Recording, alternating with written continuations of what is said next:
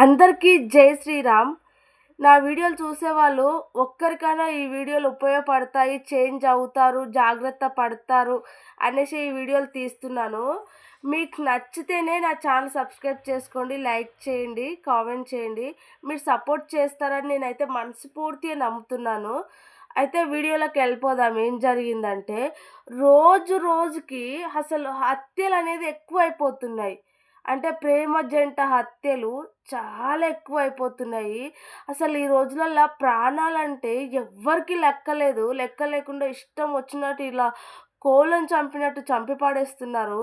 మరేమవుతుందో ఈ జనాలకి అసలు అర్థం కావట్లేదు. కొంతమంది అయితే అసలు ఏం మాత్రం భయపడకుండా ఇంకా ముందు ఆలోచించకుండా ఇలా ప్రాణాలు తీసుకుంటున్నారు కొంతమంది. కొంతమందేమో ప్రాణాలు తీస్తున్నారు.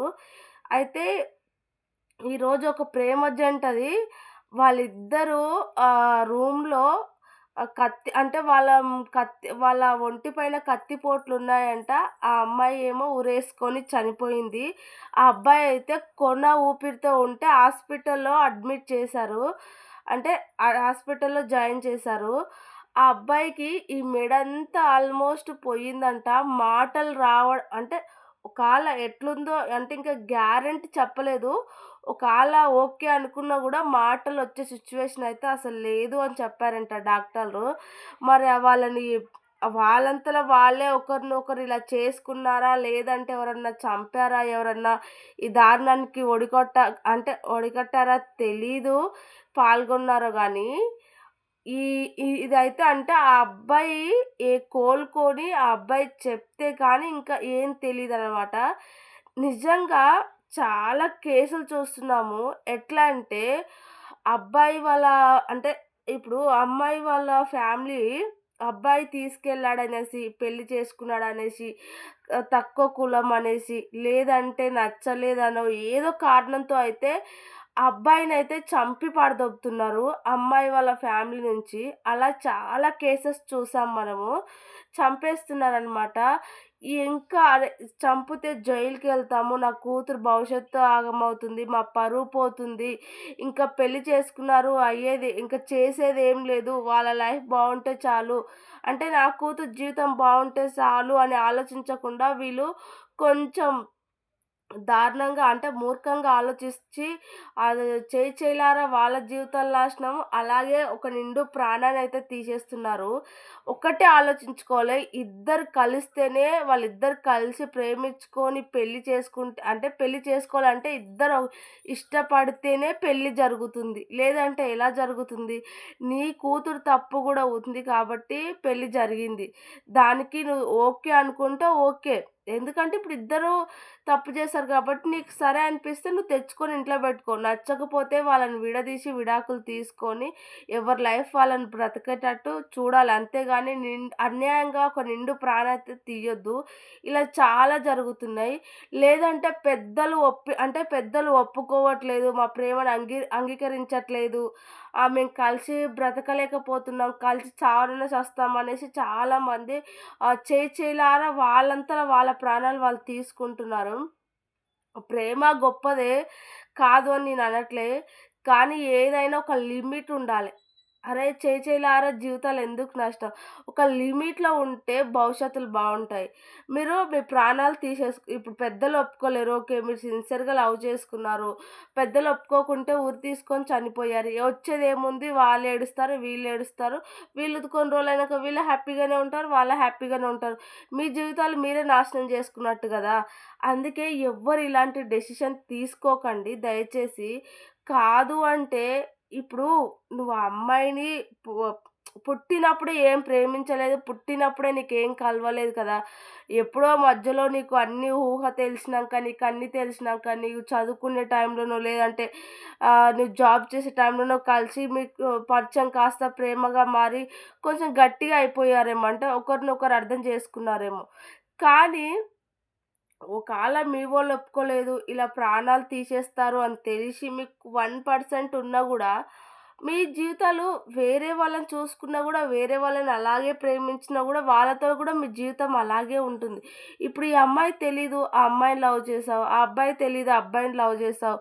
ఇప్పుడు మీరిద్దరు ఎలా కనెక్ట్ అయ్యారో, తర్వాత నువ్వు మీ మమ్మీ వాళ్ళిచ్చిన అంటే మీ మమ్మీ వాళ్ళు చూసిన సంబంధం చేసుకొని, వాళ్ళతో గూడా నువ్వు ఈ ఈ అబ్బాయితో ఉన్నట్టు, ఈ అమ్మాయితో ఉన్నట్టు నువ్వు వాళ్ళతో గూడా ఉంటే, మీరు చాలా హ్యాపీగా ఉంటారు. ఎక్కడ ఎలాంటి ప్రమాదాలు జరగవు.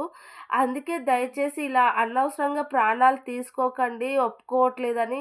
ఇంకోటి ఆహ్, మళ్ళేందంటే మేము సిన్సియర్‌గా లవ్ చేసాము. మేము అంటే వదిలి ఉండలేము, బ్రతకలేము అంటే కొన్ని రోజులుండి చూడండి. మీకే ఆటోమేటిక్‌గా అర్థమైతది. కంపల్సరీ ఉంటారు. ఎందుకుండరండి? 9 నెలలు మోసి కని పెంచి అమ్మ నాన్నతో పెరిగిన మనము ఒక్కసారి పెళ్లి అయ్యింది. అది అబ్బాయికి కానీ, అమ్మాయికి గాని పెళ్లి అయిందంటే వాళ్ళ అవసరం అంటే వాళ్ళని వదిలేసి మనం ఉండగలుగుతాం. వాళ్ళతో పెద్దగా అవసరము లేదు అనుకుంటాం మనం. దూరంగా గూడా పోయి బ్రతకగలుగుతాం. అన్నీ అంతే. కొన్ని రోజులు కష్టంగా ఉంటుంది. తర్వాత తర్వాత అలవాటయిపోతుంది. అంతేగాని కొన్ని రోజులు కష్టంగా ఉంటుంది గదా! భరించలేమనేసి జీవితాన్నే నాశనం చేసుకోగూడదు. ఇలాంటి పనులు అస్సలు చేయకండి. ఇంకోటి నేను చెప్పదలుచుకుందేందంటే, ఈ రోజులల్లా లవ్ చేసే వాళ్ళకి ఎక్కడ గూడా ప్రాణాలతో ఉంటాము అనే గ్యారంటీ లేకుండా పోయింది కాబట్టి, ఈ లవ్వులు, కొవ్వులు అనేవి తీసి పక్కన బెట్టి, ఫ్యామిలీ చూసిన సంబంధాలు చేసుకోవడమే బెటరు. లేదంటే చాలామంది ఇలా గూడా అంటున్నారు, అరేంజ్ మ్యారేజ్ చేసుకుంటే వాని లవర్‌తో కలిసి చంపేస్తున్నారని. అసలు మ్యారేజ్ అంటేనే అసలు చాలా వరకు భయపడుతున్నారు. ఇప్పుడు ఎక్కువగా అబ్బాయిలు భయపడిపోతున్నారనమాట. ఆహ్, అరేంజ్ మ్యారేజ్ చేసుకోవాలన్నా భయపడిపోతున్నారు. లవ్ మ్యారేజ్ చేసుకోవాలన్నా భయపడిపోతున్నారు. అలా సమాజం తయారవుతుంది.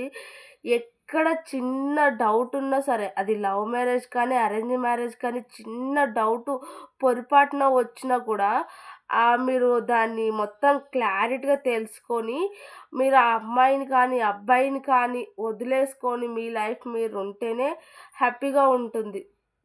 అంతేగాని ఎవనో కోసం ప్రాణాలు తీసుకొని, ఎవరో ఒప్పుకోవట్లేదని ప్రాణాలు తీసుకొని, అరే! జీవితం ఎందుకురా నాయనా అని ప్రాణాలు తీసుకొని, లైఫ్ నాశనం చేసుకోకండి. ఆహ్, మనము బ్రతకడానికి ఎన్ని విధాలుగా అంటే, మనం జాగ్రత్త పడి మన లైఫ్ మనం చూసుకుంటే ఎవ్వరు ఏం చేయలేరు మనం కరెక్ట్‌గా ఉంటే కాబట్టి, మీ జీవితాలు మీరు కరెక్ట్‌గా ఉండాలంటే ఏ డెసిషన్ తీసుకున్నా కరెక్ట్‌గా తీసుకొని ముందుకు అడుగేస్తేనే బెటర్ కానీ, అది అంతటితోనే అంటే వాళ్ళ వాళ్ళ గురించి, వీళ్ళ గురించి ఆలోచించి ముందల ఫ్యూచర్ గురించి అరే! నా లైఫ్ ఇలా అవుతదేమో, నన్ను చంపేస్తారేమో, నేను చచ్చిపోతానేమో అనేసి కొంతమంది అక్కడితోనే లైఫ్ ఆపేస్తున్నారు. ఇంకొంతమంది ఏందంటే అరే! నాకు ఆ పిల్లని నేను ఎంతో సిన్సియర్‌గా లవ్ చేసినా నాకిచ్చి చేయట్లేదు. ఆ అబ్బాయిని నేను సిన్సియర్‌గా లవ్ చేసినా నాకిచ్చి చేయట్లేదు. ఇంక నేను బ్రతికేం లాభం? నేను బ్రతకలేను అనేసి ప్రాణాలు తీసుకుంటున్నారు. ప్రతి దానికి ప్రాణాలు తీసుకునడం ఒక్కటే సొల్యూషన్ కాదు. ఒక్కటే అది కాదని రీజన్ కాదు. ప్రతి దానికి రీజన్ అనేది ఉంటది. మీకు శాతనయ్యి మీకు మీ వల్ల అవుతుందంటే ఒప్పించి జీవితాంతం కలిసిమెలిసి హ్యాపీగా ఉంటామంటే ఒప్పించి చేసుకోండి. లేదు అంటే ఒప్పుకోరు. వాళ్ళతో మనకు ప్రాబ్లమ్ ఉంది. వాళ్ళతో మమ్మల్ని ఒప్పుకోరు. మమ్మల్ని విడదీస్తారు. లేదంటే చంపేస్తారు అంటే, అలాంటి క్యారెక్టర్‌లు వాళ్ళ నుంచి అమ్మాయి తరపు నుంచి గానీ, అబ్బాయి తరపు నుంచి గానీ ఎవరికన్నా ఒక్కరికున్నా సరే, ఆళ్ళని వదిలేసి మీరు మీ లైఫ్ వేరే వాళ్ళతో అంటే వేరే లైఫ్ చూసుకోవడమే బెటర్ అని నేను చెప్తాను. ఎందుకంటే అలాంటి క్యారెక్టర్‌లు ఉన్నవాళ్ళు ఎప్పుడు ఎంకికిపోరు. ప్రాణాలు తీయడానికి ఏమాత్రం భయపడరు కాబట్టి దయచేసి ఇలాంటి పనులు ఎవ్వరూ చేయకుండా కొంచెం ఏం చేయాలన్నా కొంచెం ఆలోచించండి. ఇప్పుడు ఎట్లుందంటే అసలు మంచిని నమ్మలేము, అలాగని చెడుని నమ్మలేము. అట్లా అయిపోయిందనమాట. ఎవరు మంచోళ్ళు అని కనిపెట్టలేకపోతున్నాం. చెడ్డోళ్ళెవరో కనిపెట్టలేకపోతున్నాము. అందుకే ఎప్పుడు ఏమవుతుందో తెలియట్లేదు కాబట్టి జాగ్రత్తగా బ్రతకండి. జాగ్రత్తగా ఉండండి. చేయిలారా జీవితాలు నాశనం చేసుకోకండి. అలాగే మీ అమ్మ, మీ ఫ్యామిలీని అంతా బాధ పెట్టకండి. నేను చెప్పింది రైటా? రాంగా? కామెంట్ చేయండి మీరే.